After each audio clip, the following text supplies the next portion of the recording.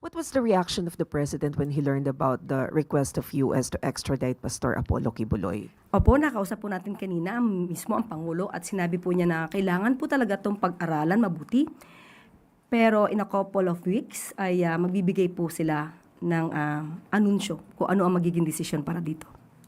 Can you enlighten us, Yusek, as a lawyer, ano po ba yung sinasabi ng batas natin when it comes to extradition? Is that allowed even though the pastor is facing criminal liability or criminal case here in the Philippines? Nasa agreement po yan, nasa treaty natin with the US at kasama po ito sa provision.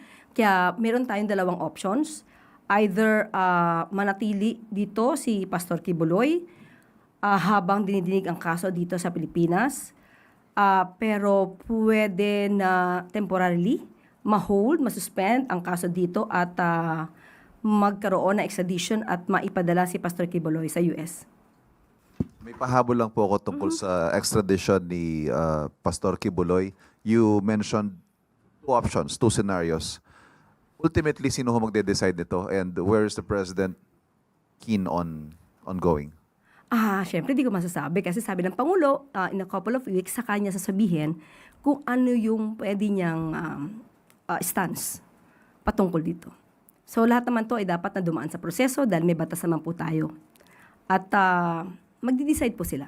Ibibigay niya po kung ano yung dapat na gawin patungkol dito.